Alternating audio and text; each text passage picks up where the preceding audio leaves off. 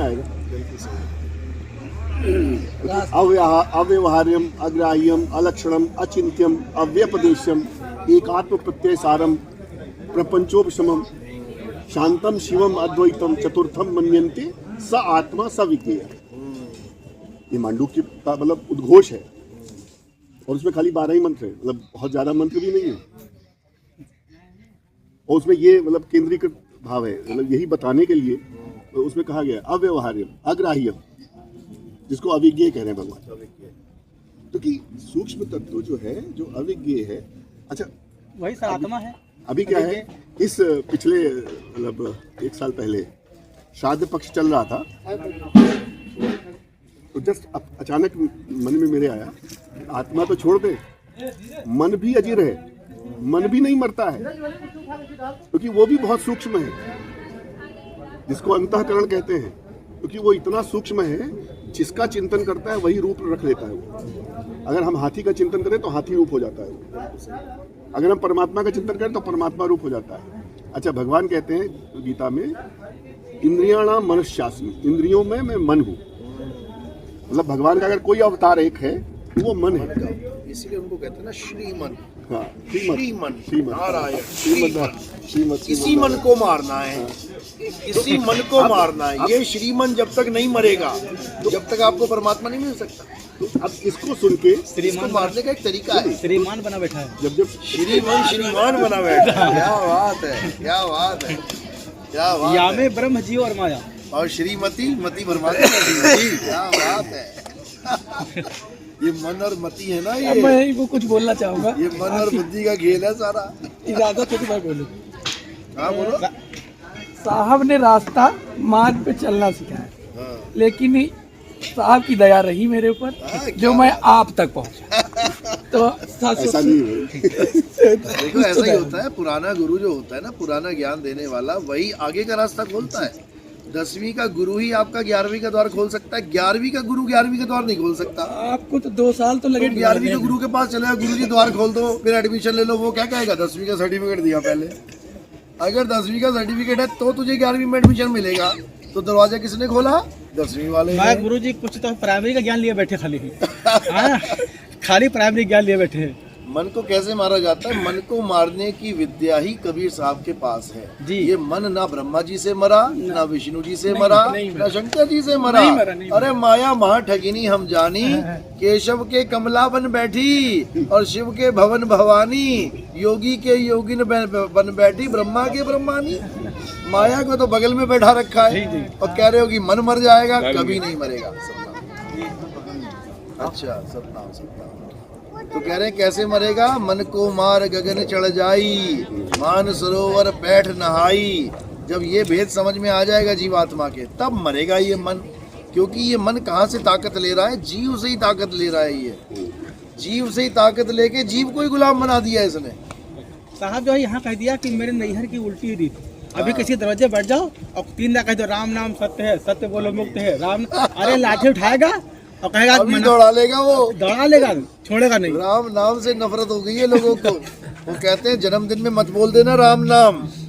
क्यों नहीं बोल देना? वहाँ भैया की जय बोलना, वहाँ भैया की जय बोलना। भैया गए तो भी मुंह बन जाएगा। क्या गए? भैया की जय बोलो केवल। राम नाम वाले ही अपने बर्थडे में या अपने किसी त्योहार में या अपने किसी अच्छे खुशियों के पलों में राम नाम सत्य है नहीं बोलते जी।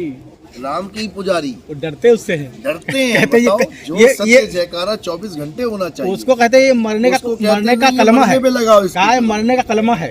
मरने का कलमा है। इसको मरने का कलमा बोल दिया कि मरे में केवल बोला जाता है। राम नाम सत्य है, वो 24 घंटे। तब साहब कबीर सत्य है। साहब कबीर साहब कहते थे कभी झूठ हो ही नहीं सकता। कबीर साहब कहते थे कि सांच कहो तो मारन था वहीं और झूठ कहो पति आई। बस झूठ का खेल है ना। हाँ, झूठे देखो देखिए झूठी सिंपल सी माया। बात है, मन और माया की ये सृष्टि है। तुम्हें लग रहा है कि तुम ये हो, जी तुम्हें लग रहा है कि तुम ये हो, असल में यही श्रीमन है। खेला इसी का है ये श्रीमन बैठे हैं सारे, और जो लेडीज है वो श्रीमती बैठी हुई हैं। जी। ये मन साकार रूप में आदमी है और निराकार रूप में माया, ये साकार रूप में माया औरत है। मन और माया की सृष्टि है। गीता में बोला है, हे अर्जुन, मैं ही हर गर्भ में, प्रकृति के गर्भ में बीज रोपण करता हूँ। कैसे करते हैं बताओ? कृष्ण जी आगे बीज रोपण कर रहे हैं क्या? कैसे कर रहे हैं भाई? हमारी दादियाँ, हमारी नानियाँ, हमारी पड़नानियाँ, हमारी लकड़ नानियाँ, उनके गर्भ में बीज किसने स्थापित किया? कृष्ण जी आए थे क्या? कृष्ण जी आए थे। वो तो कह रहे हैं गीता में कि मैं ही प्रकृति के गर्भ में बीज डालता हूँ। प्रकृति मतलब क्या है? ये माया ही प्रकृति है भाई। अष्टांगी ही प्रकृति है। अष्टांगी के मतलब ये नहीं कि हाथ बना दिए अष्टांगी। अष्टांगी जिस दिन समझ में आ गया ना, उस दिन धरती हिल जाएगी सबकी। अष्टांगी को बना दिया शेरा वाली माता। अष्टांगी का मतलब है 8 अंग है जिसके। कौन है? 5 तत्व 3 गुण अष्टांगी है। 5 और 3 8, ये सब अष्टांगी ही बैठी हैं। 5 तत्व है तुम्हारे पास, 3 गुण है, तो तुम अष्टांगी हो। ये माया, इसीलिए काया को माया बोला गया है, समझे? इसलिए साफ बोला गया है बिल्कुल। जब तक मन और माया का खेल खत्म नहीं होगा, जब तक तुम्हारा खेला कभी शुरू हो ही नहीं सकता। क्योंकि तुम जानते ही नहीं खुद को मैं हूँ कौन, तो खेल क्या शुरू करोगे अपना? हम तो जानते ही नहीं हम कौन है। हम मन और माया मान के बैठे हैं बस। ये मैं हूँ, ये मेरी घरवाली है। अरे ये तू भी नहीं है ना, वो तेरी घरवाली है। ईश्वर अंश जीव अविनाशी, तू भी एक अविनाशी जीव है, वो भी अविनाशी जीव है। तो बता तू आदमी और वो औरत कैसे हो गए? क्योंकि जीव तो कभी मरता ही नहीं है, आदमी और औरत मरते हैं। आदमी और औरत मरते हैं, इसलिए जीव आदमी औरत है ही नहीं। बात इतनी सी है। काल का खेला है सब। अच्छा, ओम सत्यनाम सुमिरनी। ठीक है, बोलो बोलो। इसमें सर जी एक है, 2 बाड़ियाँ हैं, बहुत बड़ी बड़ी बाड़ियाँ हैं। तो आपको जब कभी समय मिले तो इन पे प्रकाश डालना अपनी तरफ। बहुत बढ़िया, बहुत बढ़िया। बेटा इसको मेरी बैग में डाल दो। सत हरि भजन जगत सब सपना। ये कौन बोल रहा था? शिव जी। पार्वती कहाँ मिली थी उनको? शिव जी को पार्वती कहाँ मिली? विवाह में मिली, सपने में मिली। जगत सब सपना, जगत में ही तो मिली जी। अब सपने में पार्वती मिली और उसको घरवाली बना लिया, तो बताओ सपने को सत्य माना कि नहीं माना? सपनों में सपना भाई सपने में आपको कोई मिला, आप उसको घरवाली बना के बैठा लोगे तो आपने सत्य मान लिया सपने को। अब आप उसके पति देव बन गए। पति देव बन गए, इसी को बोला है कि केशव के कमला बन बैठी और शिव के भवन भवानी, माया महाठगिनी हम जानी। बस यही दिक्कत है, जो माया के स्वामी बने बैठे हैं, हम उनको माया से परे समझ रहे हैं, हम उनको परमात्मा मान रहे हैं। परमात्मा ही माया से परे है। अरे ये जीव भी माया से परे नहीं है। जीव अविनाशी होकर भी माया से परे नहीं है। ये पारक सिद्धांत वाले कहते हैं जीव माया से परे है, जीव को जानो। जीव तो लिप्त है माया में। तो साहब जो या में ब्रह्म, जीव और माया। हाँ, इसमें जीव, या में ब्रह्म मन, ब्रह्म मन का माया, जीव और माया समझ कैसा खेल बनाया। उसी खेला में चल रहे सब लोग। तो ये समझना बहुत मुश्किल है। सारी उम्र बीत जाती है केवल अपने स्वरूप को जानने के लिए। दूसरों को छोड़ो, गुरु जी की दूसरों को छोड़ दो। मैं तो सारी उम्र बीत जाती है ये समझने में कि जानना किसे है जी।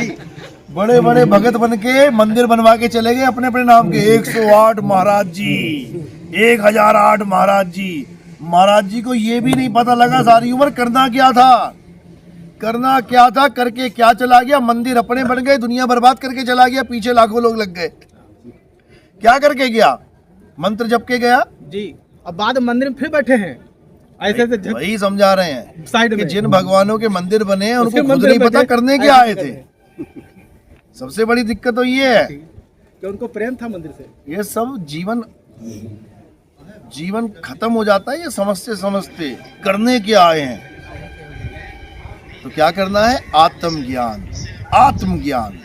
अब आत्म क्या है? आत्म शब्द जहां भी लग गया समझ जाओ सारी दुनिया खत्म होगी तुम्हारे लिए। बस तुम ही तुम बचे। हो गया? चलो फिर आज आत्मज्ञान खोलते हैं। बोलिए परमपिता परमात्मा की जय। सतगुरुबंदी छोड़ कबीर साहिब की जय। सभी संतों की जय। सभी भक्तों की जय। आज के आनंद की जय। सकल अंश को बंद साहेब।